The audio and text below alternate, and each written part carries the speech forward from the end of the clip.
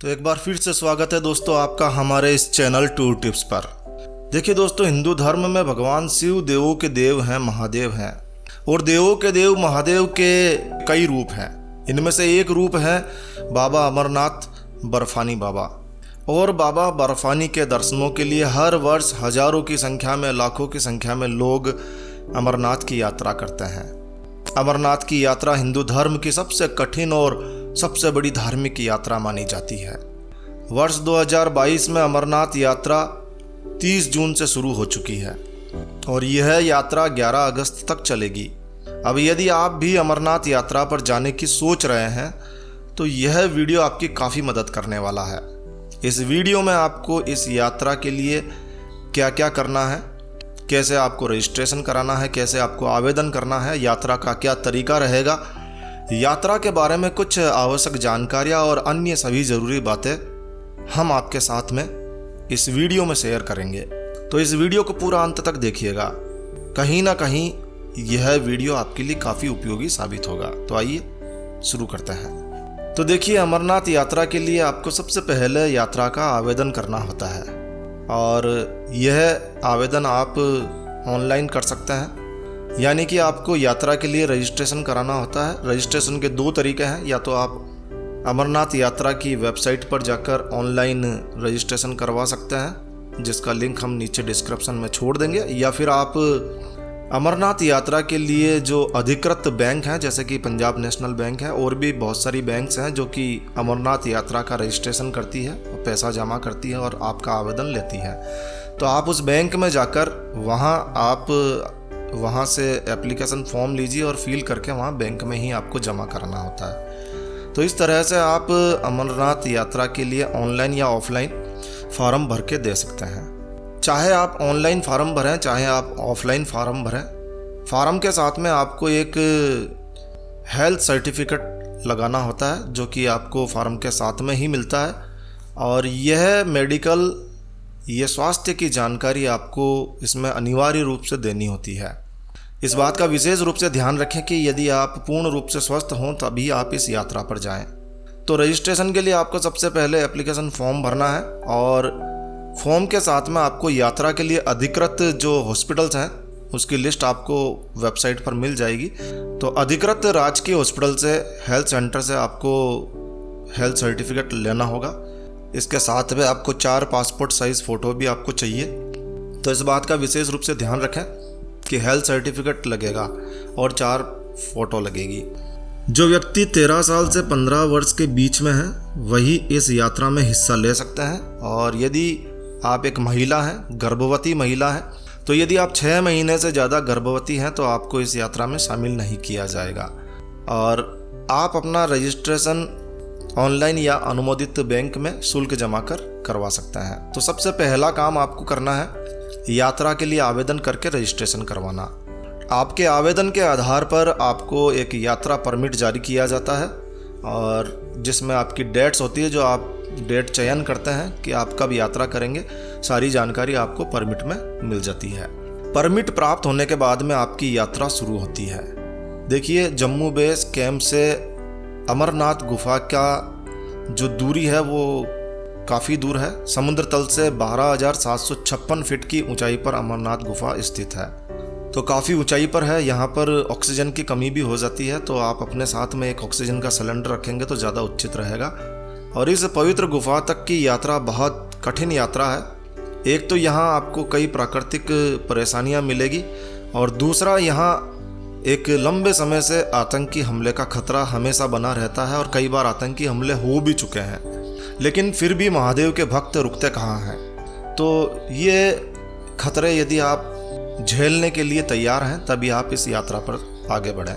तो आप अपने शहर से या तो आप जम्मू आ जाइए या फिर आपको श्रीनगर आना होगा। तो जम्मू आने के लिए रेल मार्ग खुला है और जम्मू में एयरपोर्ट भी है, श्रीनगर में भी एयरपोर्ट है, तो आप हवाई मार्ग से भी आ सकते हैं। जम्मू से अमरनाथ गुफा तक पहुंचने के 2 रास्ते हैं। एक रास्ता है पहलगाम होते हुए और दूसरा रास्ता है बालटाल होते हुए। तो देखिए, जो जम्मू से पहलगाम वाला जो रूट है जहां से आप अमरनाथ की गुफा तक जा सकते हैं, ये एक लंबा रास्ता है इस रास्ते से अगर आप जाते हैं तो लगभग 3 दिन का समय आपको जाने का लगता है चढ़ाई पर, और 2 दिन का समय उतरने में लगता है। पहलगाम वाला रास्ता अमरनाथ यात्रा का सबसे पुराना और ऐतिहासिक रास्ता है, सबसे पसंदीदा रूट है लोगों के लिए। हालांकि ये लंबा है, लेकिन यहाँ चढ़ाई आपको महसूस नहीं होगी। इस रास्ते में आपको खड़ी चढ़ाई नहीं मिलेगी, ये रास्ता दुर्गम नहीं है। तो ज़्यादातर लोग पहलगाम वाले रास्ते से ही जाते हैं, और आपको भी चाहिए कि आप पहलगाम वाला रास्ता ही चुनें यदि आप खड़ी चढ़ाई चढ़ने में आपको तकलीफ़ महसूस होती है। यदि आप एडवेंचर करना चाहते हैं तो आप दूसरे रास्ते का चयन कर सकते हैं। तो इस रास्ते तक पहुंचने के लिए आपको क्या करना होगा, तो देखिए पहलगाम जम्मू से 315 किलोमीटर की दूरी पर स्थित है। तो सबसे पहले आपको जम्मू आ जाना है और जम्मू से आपको पहलगाम पहुंचना है। पहलगाम पहुंचने के लिए आपको टैक्सी, बस, बहुत सारे साधन मिल जाएंगे।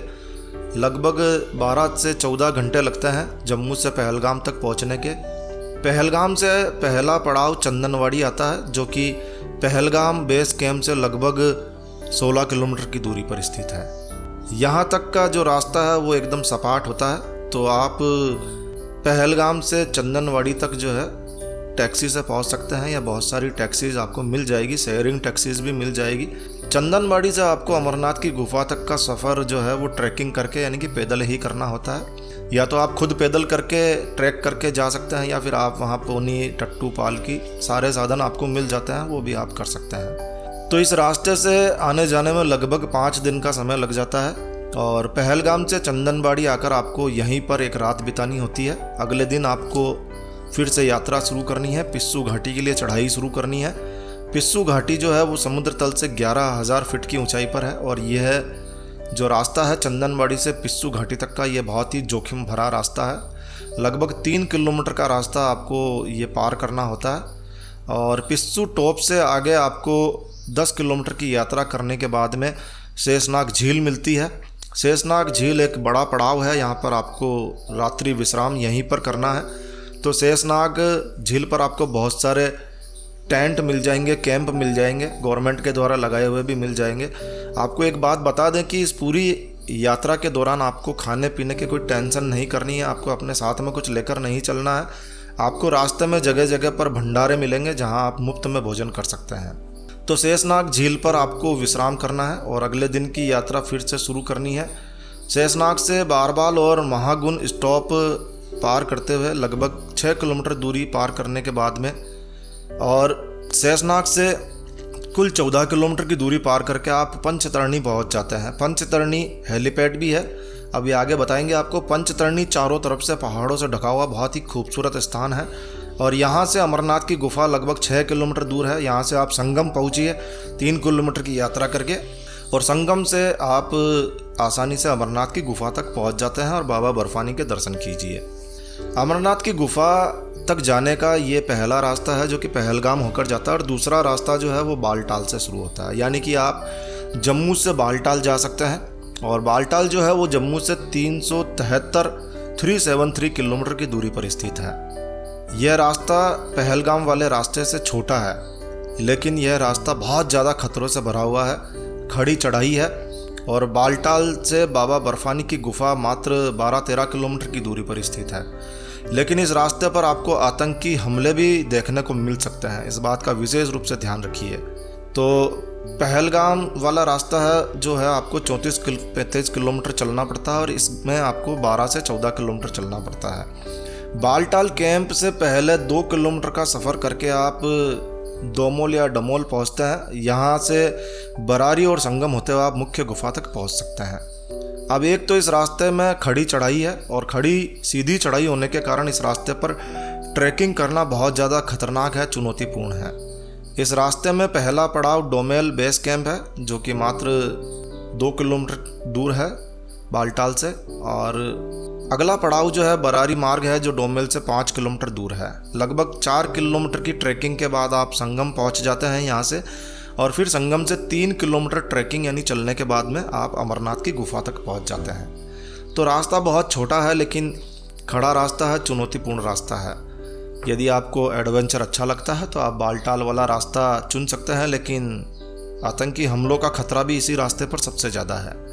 अमरनाथ गुफा में आपको बाबा बर्फानी के दर्शन होंगे, प्राचीन काल में इन्हें अमरेश्वर कहा जाता था।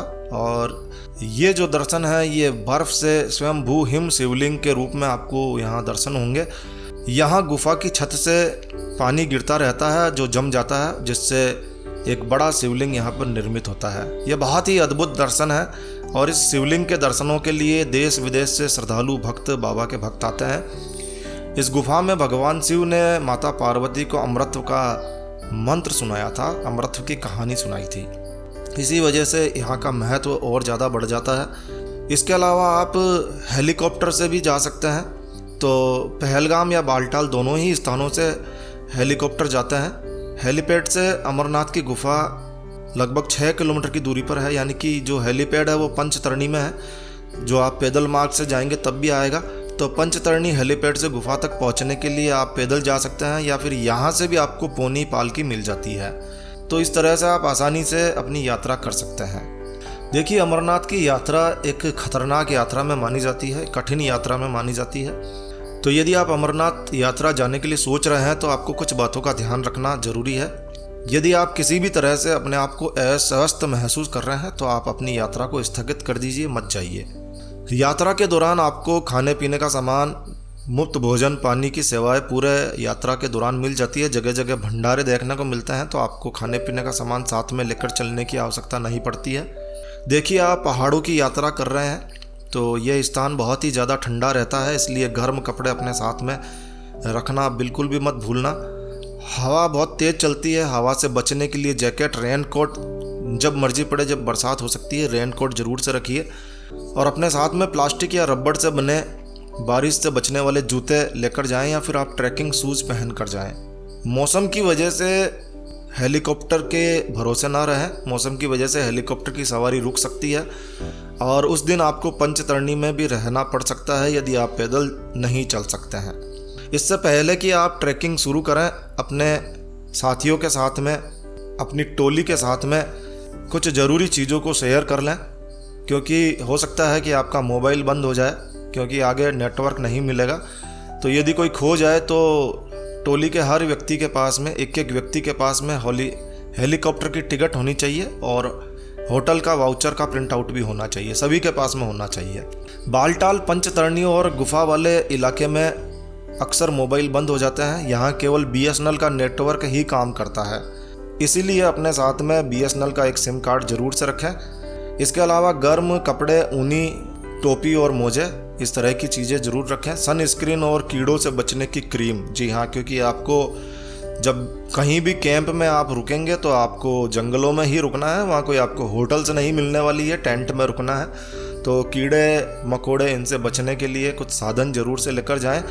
पानी से बचाने वाले जूते, कोट और ट्रैकिंग करने के लिए एक लाठी आपको वहीं से आपको ख़रीद लें। आप स्टील की पानी की बोतल रख लें अगर आपको प्यास ज़्यादा लगती है। और आपातकालीन स्थितियों के लिए आप अपने साथ में फर्स्ट एड किट और कुछ ज़रूरी दवाएं ज़रूर साथ में रखें, और जो दवाएं आप रेगुलर ले रहे हैं उन्हें अपने साथ में लें। इसके अलावा एक बैटरी और टॉर्च ज़रूर रख लें, क्योंकि रात में आपको जंगलों में ही रुकना है।